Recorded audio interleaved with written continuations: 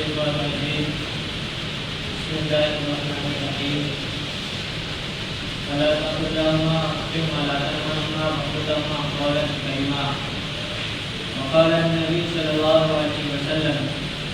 الجنة تحت أقدام الأمهات صدق الله ورسوله النبي الكريم خدمت مادر پیرکن کی محتاج خدمت مادر پیرکن کی محتاج تاکہ باقی دربار میں حاضرین محترم برادران اسلام، اس وقت معاشرہ جن برائیوں اور خرابی میں مبتلا ہے اس کی مضمون اور فراغت کا اثرات سے منسلک ہوتا ہے.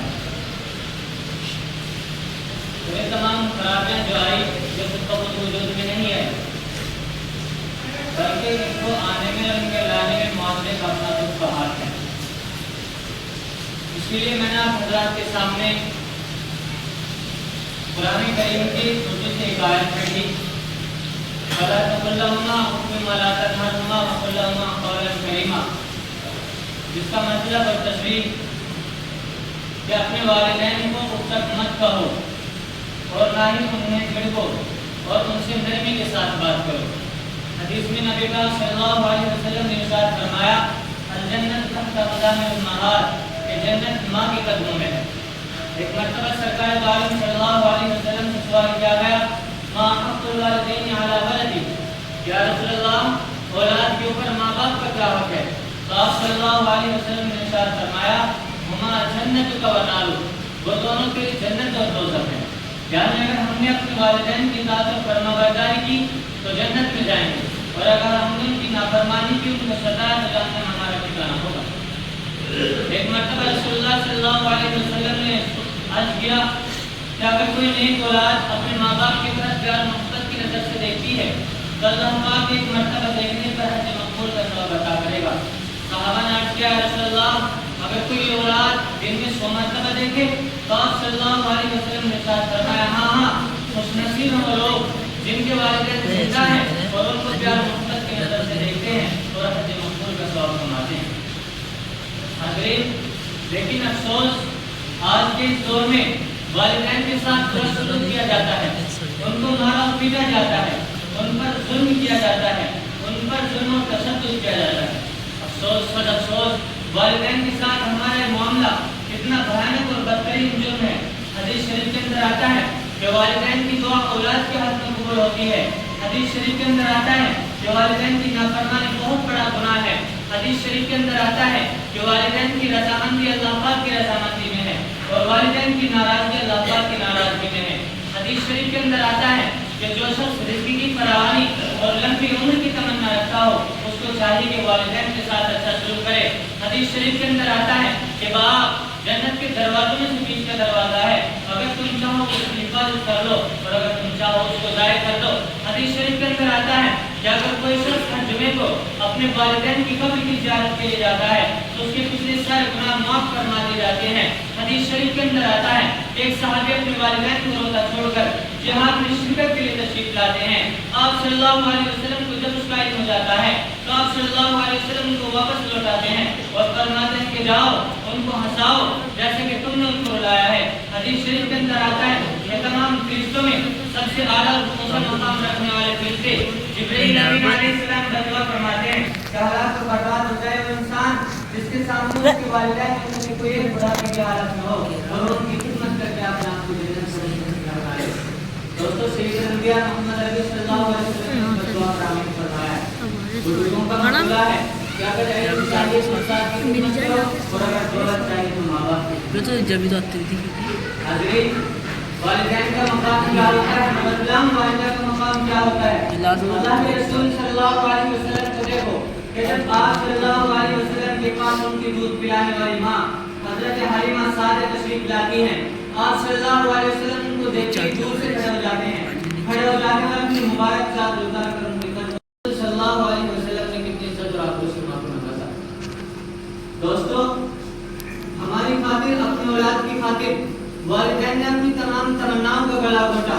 اپنے تمام جذبات کو قربان قربان کیا, اپنی تمام جذبات کو قربان کیا, مگر اے انسان تیری ساری حسرتیں پوری کی. آج اگر وہ بڑھاپے کی آگ میں جل رہے ہوں, آج اگر وہ بڑھاپے کی حالت میں ہوں, تو ان کے بڑھاپے کا سہارا بن. یاد رکھ کہ جو جوانی کا نشہ تیرے پاس میں ہے, یہ جوانی تجھ سے بھی بے وفائی کر جائے گی, تو تیری بھی کمر چھپ جائے گی, تو بھی لاٹھی ٹیکتا ہوا چلے گا, اس وقت تو بھی سہارے کا محتاج ہوگا. تو اپنے بڑھاپے کا خیال کر, اپنے بڑے والدین کے بڑھاپے کا سہارا بن. کہیں ایسا نہ ہو کہ ان کا دل ٹوٹ کر عرصہ کو ہلا دے, ہمارا یہ غرور خاتمے میں جائے, ہم دانے دانے کے محتاج ہو جائیں, خدا اور اس کا رسول ہم سے ناراض ہو جائے اور فرشتے ہم پر لعنت کرنے لگیں. دوستو, عربی کا مقولہ ہے الانسان عبد الاحسان, انسان احسان کا غلام ہے. والدین کے ہمارے اوپر اس قدر احسانات ہیں کہ ہم پوری زندگی ان کا بدلہ نہیں چکا سکتے. جب بچے کی پیدائش سے پہلے, جب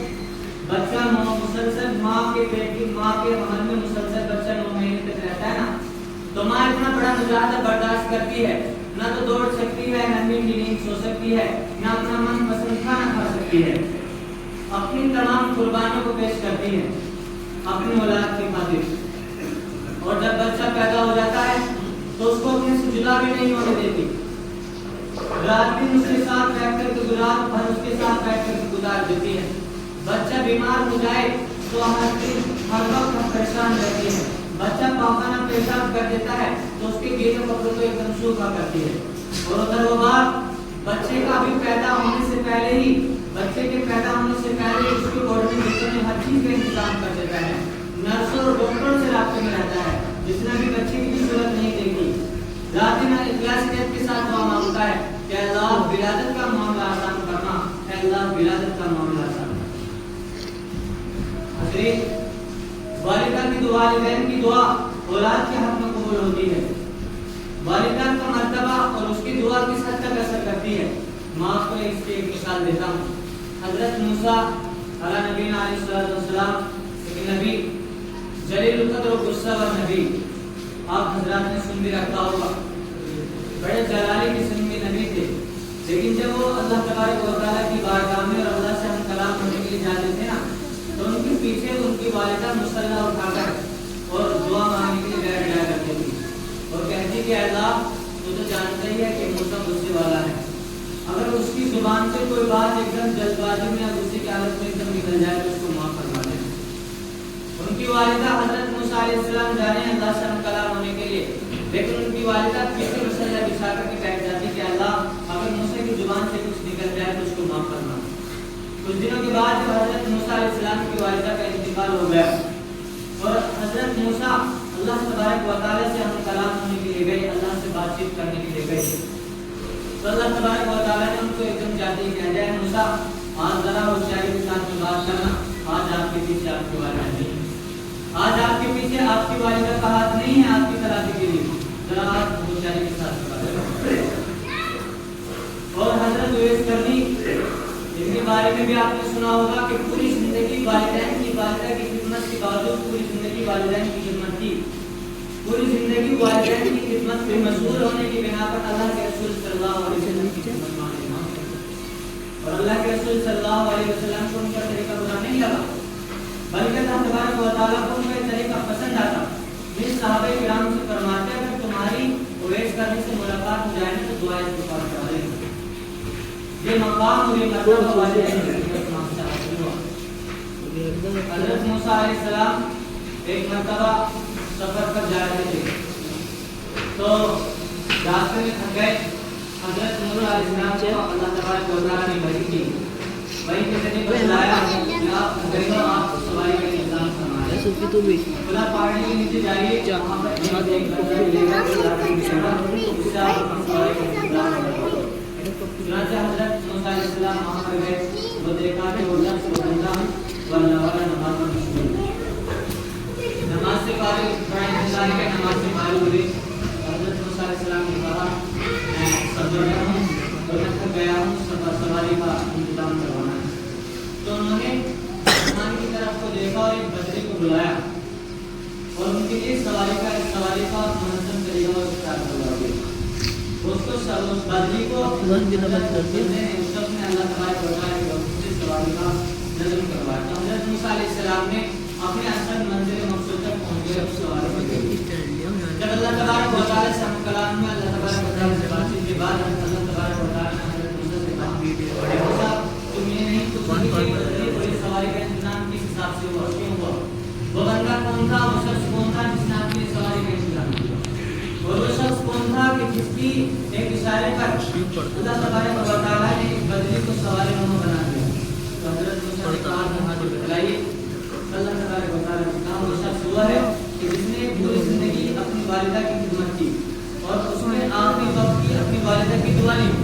اس کی والدہ نے آخر میں آ کر کے دعا دی تھی کہ میرے بیٹے جس طریقے سے تو نے میری تمام ضروریات کو پورا کیا جس طریقے سے تو نے میری تمام حاجات کو پورا کیا اللہ تبارک و تعالیٰ بھی تیری تمام ضروریات کو پورا کیا آج اگر وہ شخص یہ کہتا کہ زمین کو آسمان اور آسمان کو زمین بنا دے تو میں وہ بھی کر دیتا یہ کس وجہ سے ہوا یہ والدہ کی دعا کی بنا پر ہوا حدیث شریف کے اندر آتا ہے کہ والدین کی دعا اولاد کے ہاتھ میں قبول ہوتی ہے اور حضرت علقمہ ایک بڑے صحابی جلیل القدر صحابی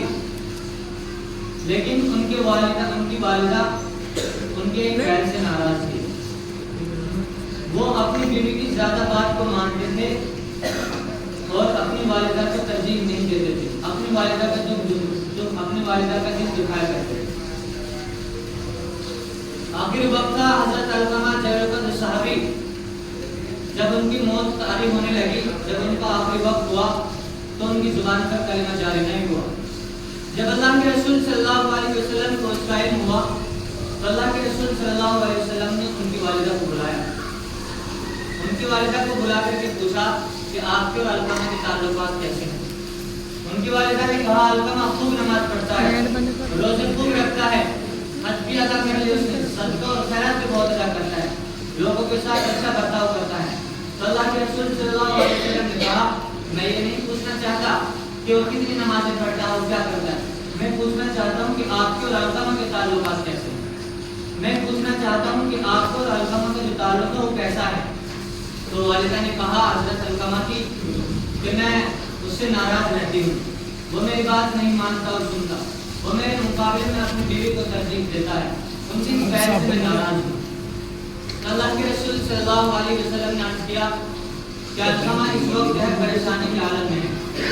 اگر تم چاہتے ہو کہ اللہ تبارک و تعالیٰ اس کو معاف کرے تو تم اس کو معاف کر دو کہا اس نے علقمہ کو جلا دیا جب یہ بات اللہ کے رسول صلی اللہ علیہ وسلم کی زبان سے نکلی تو ماں کا دل ایک دم نرم ہوا اور ماں کی ماں ایک دم جوش میں آئی کہنے لگی کہ تم میرے سامنے میرے بیٹے علقمہ کو جلاؤ گے میں اس کو ہرگز برداشت نہیں کروں گا تو اللہ کے رسول صلی اللہ علیہ وسلم نے فرمایا کہ بوڑھی ماں اگر تو چاہتی ہے کہ اللہ تبارک و تعالیٰ علقمہ کو معاف کرے تو پہلے تجھے اس کو معاف کرنا ہوگا اور یار یہ تو کچھ بھی نہیں ہے جہنم کی آگ سے بھی زیادہ سخت ہوگی اگر تو چاہتی ہے کہ علقمہ اس آگ سے بچ جائے تو اس کو معاف کرنا اس کے بعد حضرت علقمہ کی ماں نے حضرت علقمہ کو معاف کیا جیسے ہی ان کی ماں نے اس کو معاف کیا ان کی زبان پر کلمہ جاری ہو گیا ان کی زبان پر کلمہ جاری ہوا مدینے کے قبرستان میں اللہ کے رسول صلی اللہ علیہ وسلم نے علقمہ کو دفن کرنے کے بعد اللہ کے رسول صلی اللہ علیہ وسلم نے مدینے کے قبرستان میں نگاہ لگائی آواز لگائی کہ اے انصار محمد اگر تم چاہتے ہو کہ اللہ تبارک و تعالیٰ تمہاری نمازوں کو قبول کرے اللہ تبارک و تعالیٰ تمہارے صدقہ اور خیرات کو قبول کرے اگر تم چاہتے ہو اگر تم اللہ کی آگ سے بچنا چاہتے ہو جہنم کی آگ سے بچنا چاہتے ہو کہ اپنے والدین کے ساتھ اچھا سلوک کرو اگر کوئی اپنے والدین کے ساتھ اچھا سلوک نہیں کرتا تو اس کے نہ نوافل قبول ہیں اس کے نہ عبادات قبول ہیں اللہ پاک کی رضامندی والدین کی رضامندی میں ہے اگر والدین جس شخص سے راضی ہوں اللہ پاک اس سے راضی ہو جاتا ہے جو شخص رزق کی فراوانی اور لمبی ہونے کی تمنا رکھتا ہو نا اس کو چاہیے کہ والدین کے ساتھ اچھا سلوک کرے والدین کا مقام جو ہی نہیں بتلایا اللہ کے رسول صلی اللہ علیہ وسلم کی حدیث میں نے بھی آپ کے سامنے پڑھی تھی ماں کے قدموں کے نیچے جنت اور قرآن کریم کی آیت میں نے ابھی آپ حضرات کے سامنے پڑھی فَلَا تَقُلْ لَهُمَا أُفٍّ وَلَا تَنْهَرْهُمَا وَقُلْ لَهُمَا قَوْلًا كَرِيمًا اپنے والدین کو اس تک بھی نہیں کہنا چاہیے اس تک کے لیے اللہ تبارک و تعالیٰ نے قرآن کریم کے اندر منع فرمایا نہ انہیں جھڑکو اور ان سے بالکل نرمی کے ساتھ بات کرو اور اپنے والدین کو اکثر بھی مت کرو. تو یہ ہے والدین کا مقام. یہ ہے والدین کی دعا سے اللہ تبارک و تعالیٰ نہ جانے والدین کی دعا کو ایک دم عرش بھی اللہ تبارک و تعالیٰ کی اگر والدین کی نافرمانی کرنے تو عرش بھی جاتا ہے. تو حاضرین دعا کیجیے کہ اللہ پاک ہم سب کو اپنے والدین کی خدمت کو پورا فرمائے. جو آپ کرام سے